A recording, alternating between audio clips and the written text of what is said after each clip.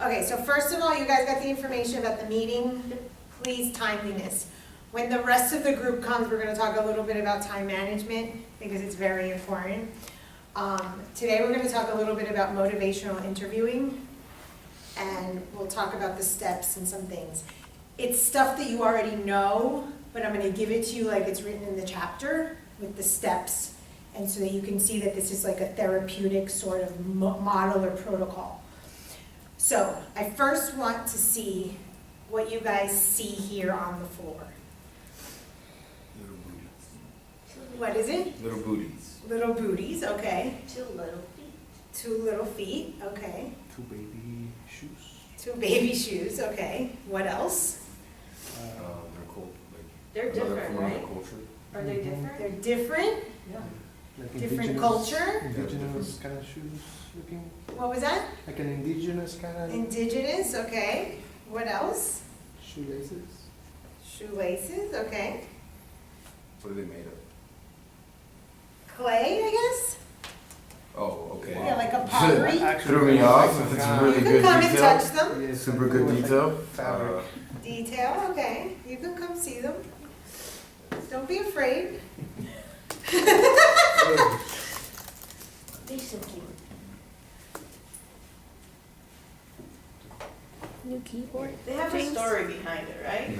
Oh, they definitely have a story. I like I'm it. gonna share, because you know me, storyteller. Oh, remind me, I have to contact the storyteller lady today. Okay, let me write that down. What? I tell her, so she can remind me, and her memory is just as bad as mine. Exactly. What else? Not for wearing, but after touching it, after touching They're it, not it's- for wearing? Yeah, it's just decorate. They definitely. Okay, so they're decorative, what else? They could be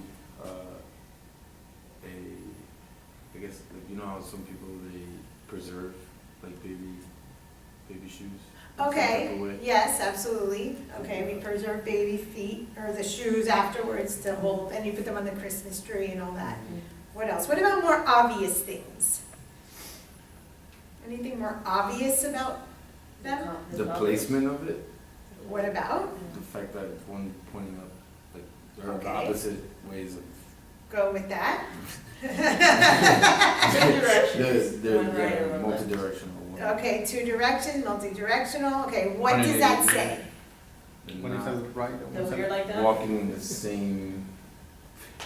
You're direction. on today, buddy. I don't know what you took this morning, but that's your drug. That is the drug of choice, whatever it was. Sleep. Oh, there you go. There you go. What a concept. Um, Okay, they are in the opposite directions. yeah. What can this say in a therapeutic counseling setting? What metaphor? I'm using this as a metaphor. That you're not on the same page, or The that. therapist and the client? Okay, the therapist and the client, that could definitely be one. I didn't think of that, but yes, that could definitely be one. What else? It's kind of like, well, as kind of tagging to what she's saying. Therapists and client, they're not facing one another. They're not, like I said, on the same page. They're back to back. They're kind of like facing the opposite direction versus facing each other. You mean in a position of Yeah, like- stance of where they Yeah, so actually they're are facing each located other. in the room? The feet would be facing toward each other, but they're not facing each other. They're facing opposite. Or like- So they're kind of like not seeing eye to eye, back to back. Okay, that's interesting because in traditional psychoanalysis, the therapist was here Mhm.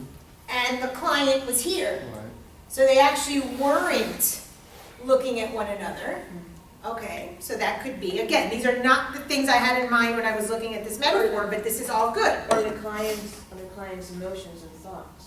They're like. Talk all to over- me. They're all over the place. They don't have a direction, they don't have a path. They go to the therapist to find that path for themselves. because they Okay. can't find it. That was the metaphor I was looking at. Yeah. Okay, so let me tell you a story about these shoes. I bought these shoes in Las Vegas, not the Vegas trip that you all hope for me. The Vegas trip I once hoped to have in the future, but did not have, many, many years ago. And I was dating this much older man who to me was sort of like a therapist or was like a father figure who was sort of helping me along my path. And he used to say this saying to me in Spanish, el perro tiene cuatro patas. Okay, the dog has 4 legs. What does that mean? The dog has 4 legs. I have no Okay. I've heard it. The dog has 4 legs is a metaphor for if the dog were to be, and there's 4 of you, if you were to take one leg, you were to take one leg, you were to take one leg, and you were to take one leg, north, east, south, and west, and pull them in your own direction, what would happen to the dog? Split apart. The dog would die. You would break them in half, or you would break them in pieces. Good morning. Okay? That's the same thing that happens to us. If we don't have one direction, if we are not congruent in our behaviors, in our actions, in our thoughts, in our beliefs, in our values, in our goals, we are actually destroyed. This is the opportunity that we have to help a client. This is the goal in therapy, is to find the incongruence, to find the contradiction, to find the ambivalence, to find the dissonance, to find the discrepancy. When you can get the client to hear or to resonate or to find that piece, I like thin crust, remember that metaphor? There is your opportunity to slip in and help the client. So this metaphor, if you can have a visualization, and one of the reasons that I use this is because I work a lot with metaphor and symbol. Because metaphor, symbol, myth, ceremony, and ritual, because at heart I am a Jungian, is the language of the psyche. Okay? So when we work with clients, and just yesterday I gave one of the students that graduated, I gifted her a book about metaphors in healing. And it was a book about little anecdotes and little stories that we can use with clients in therapy, where you give a story to a client that has nothing to do with them, sure, but has everything to do with them. It's just like when you go to the artist and go, oh, I have a friend who wants your autograph. Oh, I have a cousin. What are we really saying? We're talking about us. You can share with a client a metaphor, a story, a symbol, a metaphor, a myth, and all of a sudden you're talking about yourself, you're talking about the client. That's when we know that we can share something about our own life in therapy that's relevant for the client. And I, indeed, was definitely walking in very different directions. My life was a freaking shit show, like it is now. So enter, Francis. And I was indeed walking in completely different directions. And this person at this time in my life was there to assist me in the way that he could to help me walk in one direction. So what we want, and we can get little shoes and show the client, oh, you just said, I like thin crust. And they show you that they're actually symbolizing thick crust. The other day, who was it? Not Chi-Chi. Nellie? No, Stacy says to her therapist in our mock therapy, Oh, right. I had such a great day. I woke up late and I was late to class. Incongruence, people. You could whip out your shoes and go, really? You're late, but you're having a great day? Something doesn't smell right. And you can help the client go, how can we get you in the right direction? How can we get you walking on the same path? Now those shoes, one is darker, one is lighter. This lace looks a little larger or tied a little different. Doesn't mean that the path that you're going to walk right and left exactly the same pace. Doesn't mean that it's going to be the exact same walk for the right and the left foot. Hell, you might be cojo, but you're at least on the same path. Very different if half your car is on 826 and half your car is on I-95. Honey, you ain't getting nowhere. Forget being late. You ain't getting nowhere. And most of us are walking through life that way. And you're absolutely right. Your client comes to have the therapist, although it's not our job, it's their job. Our job is to help point out the incongruencies so that they can hear what they just said. I'm having a great day, but I woke up late. I'm having a great day and I'm late to class. I'm having a great day, but I got into a car accident like Natalie that one day in class. Oh, I got into a car accident. No big deal. With a big smile, no big deal. This is very relevant to my life because this is the way I walked through life. Very Stacy, very Natalie. I didn't walk through life, I floated. So I got it because I was never even in the shoes, much less walking in different directions. I was like, la la la, wet shoes, you know? So I totally get that. But that metaphor is symbolic and clients will understand it. So you can whip out tools, you can whip out things to make a client visualize and say, oh, or you can share a story in your own life or in your teacher's life or in a client's life about when someone walked in different directions, when they point out something that's dissonant, something that's incongruent. The moment you hear something that doesn't add up, there's a story there, there is a conflict of values, there is a bad bucket item, there is something. However, if the client does not find it to be a problem, it is not your place to bother that client about it. Yesterday, we had somebody who came and says to us, am I OCD because I like to clean? My question as a therapist, is it interfering in your everyday life? Write that down. If something is interfering in your client's everyday life, it is a possibility that it is a disorder. If it is not interfering with their daily living activities, with their daily life, it could just be a tendency. You do not make it a problem because you have a judgment about it. If you're a slob and your client is a clean freak, it is your issue. It is not their issue. And if your client is a slob and you are a clean freak, it is not their issue, it is your issue. Keep that in check. So, I am clean, but I am not obsessively clean. I used to be, because I worked through a lot of that stuff. Because I'm Cuban, and all Latin women are told, you are valued if you clean and you cook. You are a good woman, and you are a good wife if you cook and you clean.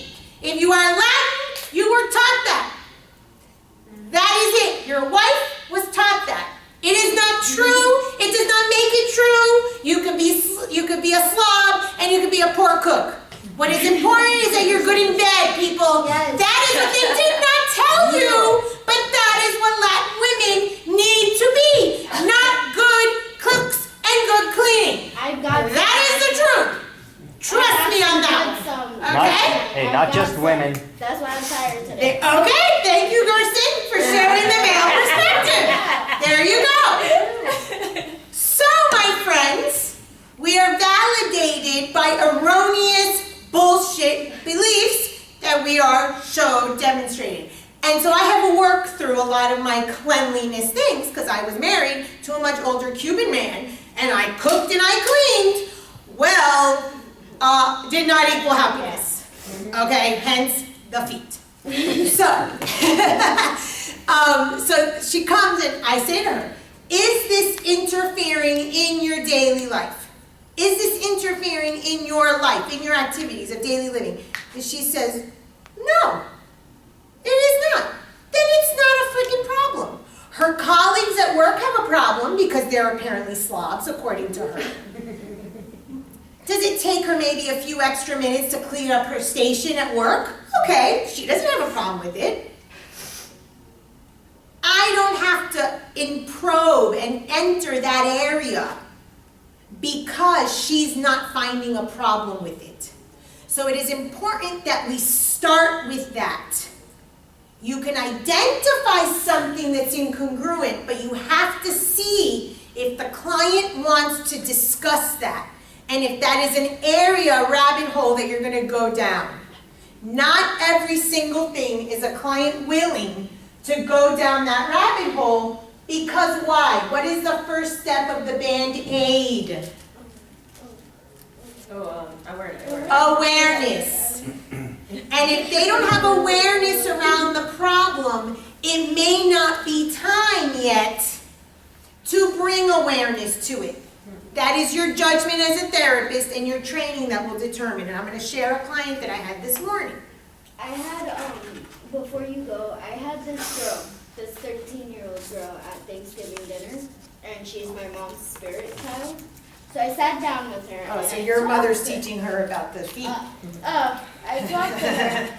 Oh, I'm God. Like, I'm like, Tata, look, I like the fact that you look so happy in the walk that you're going to, that you want to become a nun and stuff. But honestly, have a second plan.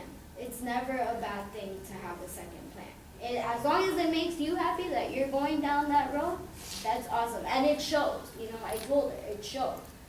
But I do think in life you need a backup plan sometimes. And she's like, oh, I'm scared that, you know, like you said, I might not do it, I might not go for it, or if I do, I might get tired of it. And I'm like, dude, in life, it's a life lesson.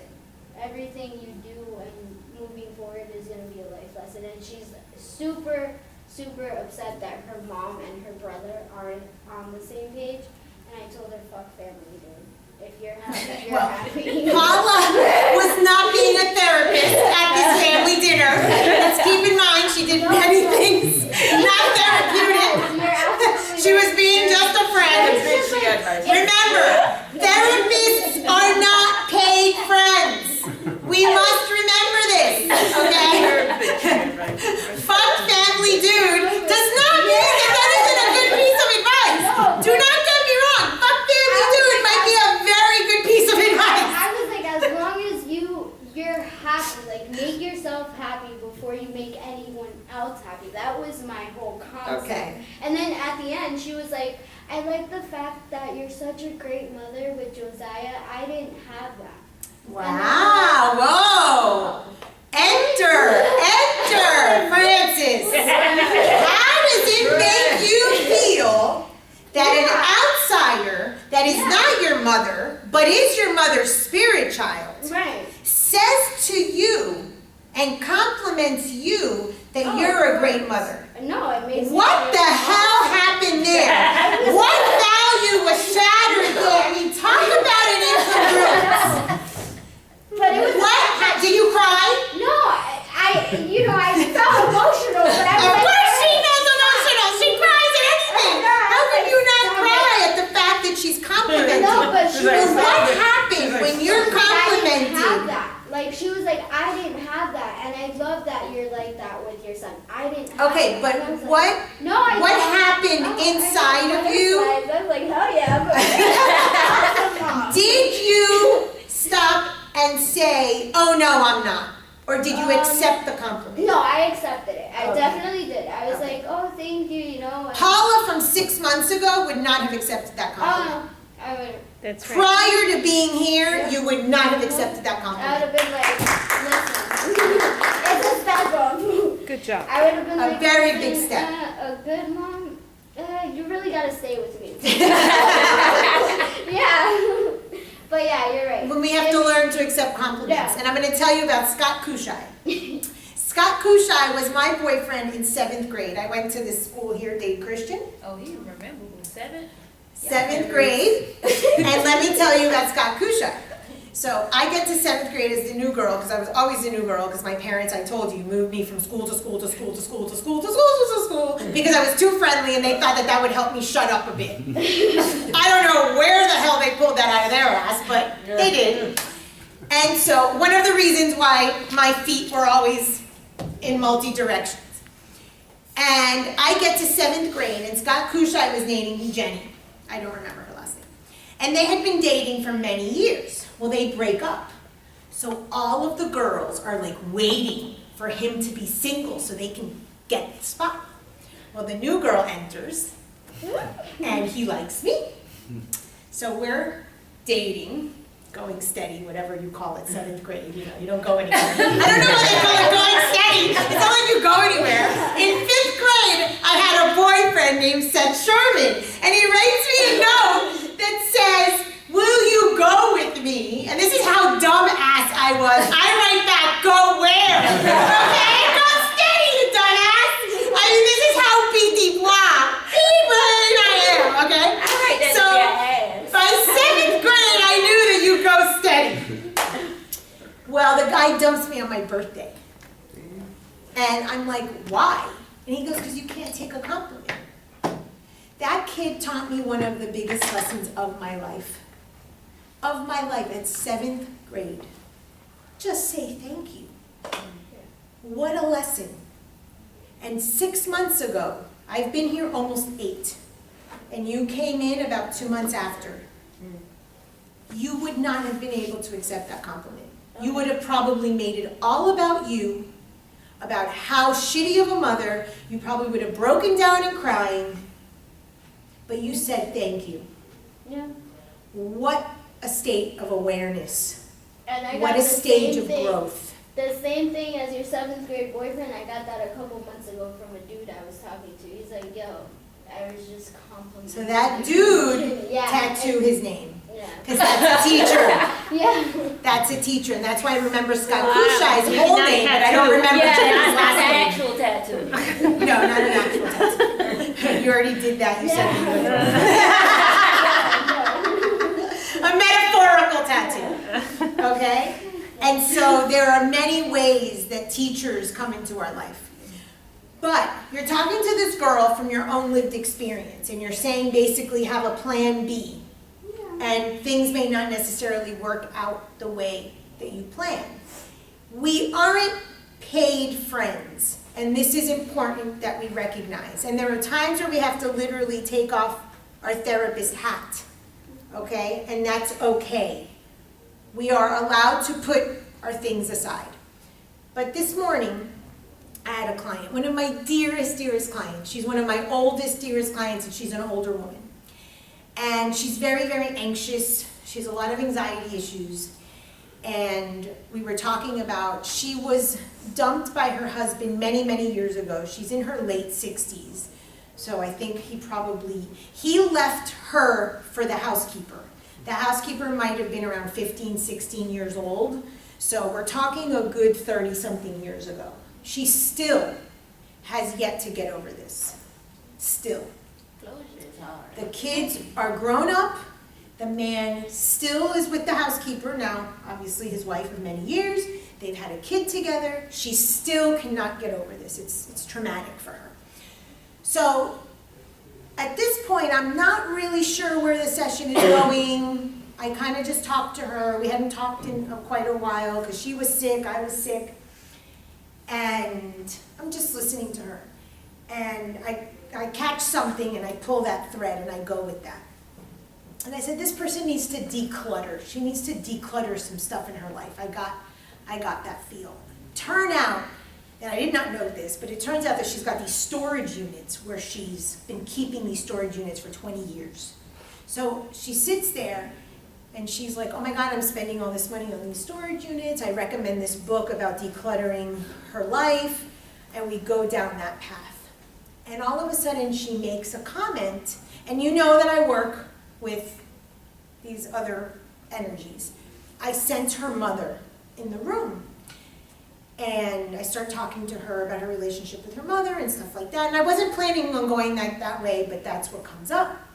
And we start talking about her mother and the failure of her mother to be such a great mother, which we all think, because we all have traumas from childhood. But because she's a mother, she says to me, I failed my kids. Okay? So all of us feel we failed our kids, and all of us fail our kids. Because why? Because we come from wholeness, we give our kids a body, we fuck them up because the minute you have a body, you give them pain, and what else? You give them a wound, you give them flaws, so the parent is responsible immediately for a body, and then here you have pain and pleasure. So here you have one little shoe, and here you have the other shoe. I know that doesn't look like a shoe, but that's my version of a shoe.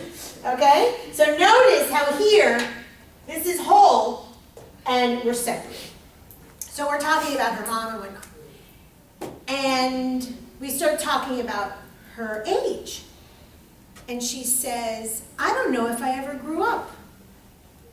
Lo and behold, awareness. At 68 years old, she finally understood. She didn't grow up. I got it. I got it. I got ambivalence. The minute the client said it, I had where to pull from. That was it. She now verbalized it from her mouth. She did the work. I did nothing. All I did was ask a question, and from her mouth, she's like, Francis, I don't know if I ever grew up. And I said to her, that's all I needed to hear. Now that you're aware, and I repeated the Band-Aid, I said, now that you're aware that you have not grown up, now we can talk. Now we can talk, and now we can lead you down a road of change. And this, I'll tell you the steps of motivational interviewing in a moment. This is a big one. This is why I'm starting with it, because this is really, even though you guys know all the other steps, this is super important. This is where you're going to see the entrance, and then we're going to practice. So we talk about the storage units. And she goes, I've had these storage units. So I'm talking about the declutter, and I said, why don't you start with a closet or throw away? And I said, why don't you commit to decluttering something by the end of the year? Can you do that? Something doable, something measurable, something tiny. She goes, oh my God. She goes, I can get 3 hall closets by the end of the year. I said, okay, let's, We continue talking, and she tells me about storage units that she's had for over 20 years. And I'm like, how much do you pay for these storage units? $70 a month. That's just for one. She's in Georgia, so a little cheaper than South Florida. She's got 3 or 4 of them. And I said, her son says to her, Mom, you don't even want to know how much you're paying. And I said, lie. I said, you want to be an adult? We've decided that you're not a child anymore. We're moving you from the child shoe into the adult shoe. You're a child in an adult body.